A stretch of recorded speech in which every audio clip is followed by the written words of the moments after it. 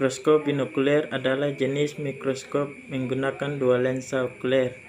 Binokuler berasal dari kata bi dan okuler. Bi bermakna dua, sedangkan okuler yaitu jenis lensa yang dekat mata. Untuk lensa yang dekat dengan objek atau benda yang diamati disebut dengan lensa objektif.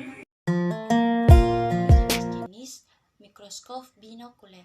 Langsung saja, yang pertama, mikroskop cahaya binokuler, di mana penampakan yang ditampilkan pada jenis mikroskop cahaya binokuler ini adalah datar atau flat dan dua dimensi.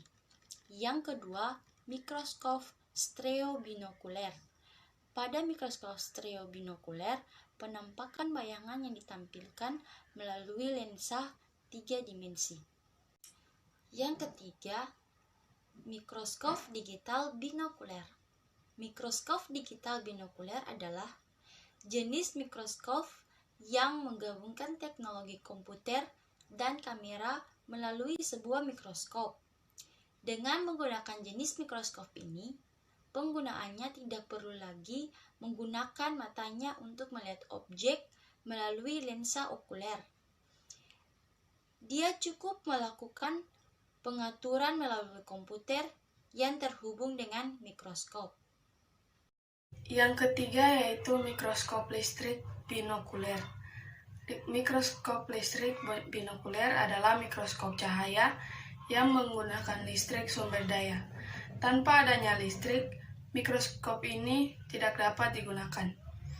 Yang kelima yaitu mikroskop polarisasi binokuler. Mikroskop ini merupakan suatu alat yang memiliki prinsip kerja seperti mikroskop cahaya pada umumnya, hanya saja terdapat dua filter polarisasi tambahan yang berfungsi mengatur arah cahaya. Yang keenam yaitu mikroskop elektron binokuler.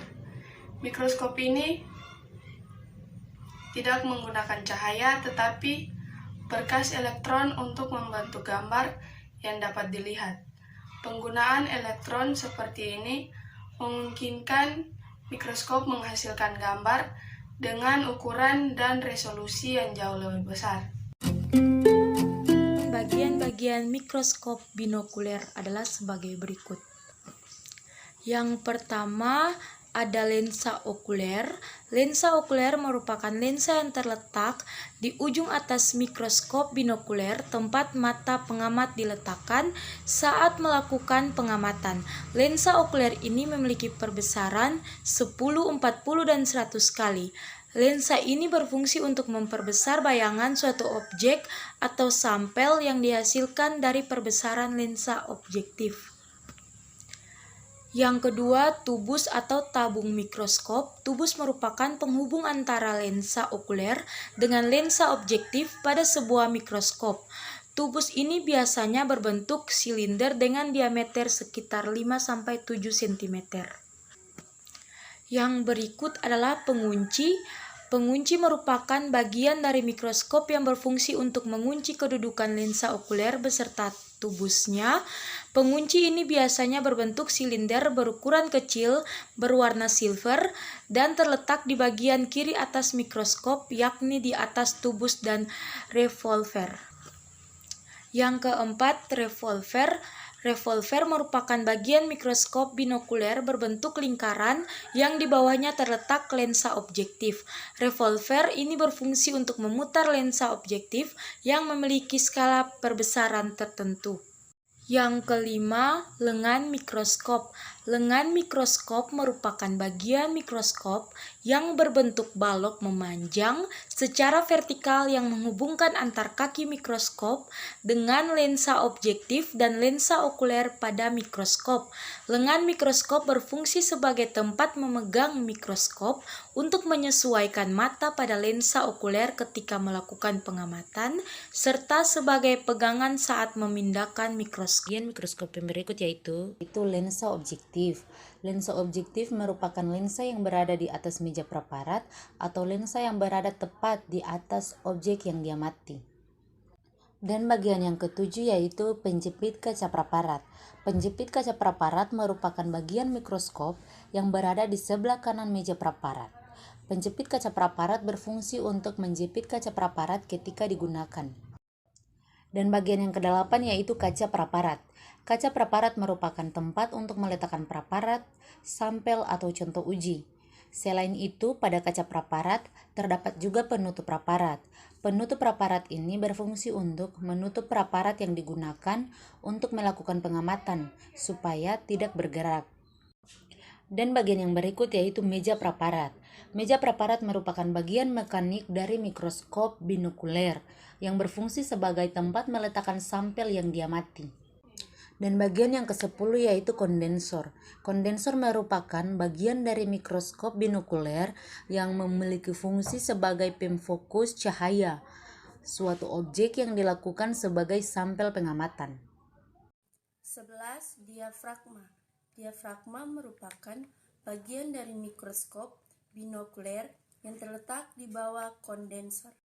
Pengatur meja praparat merupakan bagian dari mikroskop binokuler yang terletak di bagian sebelah kiri mikroskop berbentuk silinder mengarah ke dasar mikroskop. 13. Reflektor dalam kurung sumber cahaya merupakan bagian yang berbentuk lingkaran kaca berada di bagian bawah mikroskop atau tepat berada di atas kaki mikroskop. 14. Skrup pengatur jarak merupakan bagian dari mikroskop binokuler yang terletak di bagian kiri lengan mikroskop. Cara menggunakan mikroskop binokuler. Yang pertama, ditancapkan pada mikroskop dan sumber listrik, dan yang kedua, tombol on dinyalakan sehingga lampu akan menyala terang.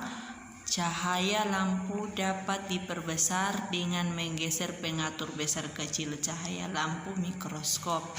Dan yang ketiga, tuas diafragma digeser dari posisi min ke posisi max atau mendekati max agar diperoleh pencahayaan yang terang pada objek yang sedang diamati. Dan yang keempat, preparat dipasang pada meja benda. Yang keenam yaitu objek pada mikroskop pertama kali dicari pada pembesaran lemah 4x10 dengan cara memutar skrup kasar mikroskop. Yang keenam, objek dapat diperbesar atau diperjelas dengan menambah ukuran lensa okuler. Penambahan ukuran lensa okuler ini dilakukan dengan menggeser revolver. Yang ketujuh, perubahan lensa okuler menyebabkan objek yang telah tampak pada pembesar lemah akan menjadi kabur. Objek yang menjadi kabur dapat memperjelas dengan menggeser skrup halus. Skrup kasar mikroskop sebaliknya tidak digunakan ketika memperjelas objek. Penggunaan skrup kasar pada pembesaran kuat dapat menyebabkan pecahnya kaca benda atau pipet yang sedang diamati.